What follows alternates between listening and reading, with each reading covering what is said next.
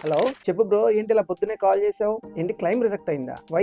అందుకే బ్రో నేను నీకు చెప్పింది, ఎక్కడ పడితే అక్కడ ఎలా పడితే అలా తక్కువ ప్రీమియం వస్తుందని చెప్పి పాలసీ తీసుకోకూడదు. దాంట్లో ఉన్నటువంటి టర్మ్స్ అండ్ కండిషన్స్ పూర్తిగా తెలుసుకొని మనం పాలసీ తీసుకోవాలి. This is Naresh Malepati, 14 years experience in insurance industry. Friends, తక్కువ పడుతుంది, ఎవరో చెప్పారు, మా ఫ్రెండ్స్ సజెస్ట్ చేశాడని ఎక్కడ పడితే అక్కడ ఇన్సూరెన్స్ పాలసీ తీసుకోకూడదు. పాలసీ తీసుకునేటప్పుడు కనుక ఈ 3 తప్పులు కనుక చేస్తే మీరు లైఫ్ టైం రిస్క్ పడుతూనే ఉంటారు. ఏమిటి ఆ 3? ఒకటి, పాలసీ తీసుకునేటప్పుడు దాని యొక్క టర్మ్స్ అండ్ కండిషన్స్ ఏం కవరేజ్ వస్తుంది, ఏం కవరేజ్ రావు అనేది మనకు పూర్తిగా తెలుసుకోవాలి. సెకండ్ వన్, పాలసీ తీసుకునేటప్పుడు మనకున్నటువంటి ప్రీ ఎగ్జిస్టింగ్ డిసీజెస్, ఇల్నెస్, చిన్నప్పుడు జరిగినటువంటి సర్జరీస్, చెయ్యి ఇరిగినా, కాలు ఇరిగినా, లోపల ప్లేట్ ఉన్నా, రాడ్ ఉన్నా, ఇవన్నీ కూడా హెల్త్ ఇష్యూస్ కాదు. బట్ కానీ మనకి ఏదో ఒక టైంలో అనేది మన బాడీలో జరిగి ఉంది కాబట్టి దీని ఇన్ఫర్మేషన్ అనేది మన యొక్క పాలసీలో పొందుపరిచి కనుక మనం పాలసీ తీసుకుంటే లైఫ్ లో ఎప్పుడు కూడా మన క్లెయిమ్ అనేది రిజెక్ట్ అయ్యే ఛాన్సెస్ ఉండవు. మూడో పాయింట్, మనం పాలసీ రెన్యువల్ చేసే టైంలో గ్రేస్ పీరియడ్ ఉంది కదా అని చెప్పని నెగ్లెక్ట్ చేసి లేట్ గా పేమెంట్ చేస్తుంటాం. ఇలా ఎప్పుడు కూడా చేయకూడదండి. ఏదైతే మన యొక్క రెన్యువల్ డేట్ ఉందో ఆ డేట్ లోనే రెన్యువల్ చేయాలి. అలా చేయకుండా గ్రేస్ పీరియడ్ లో కనుక రెన్యువల్ చేస్తే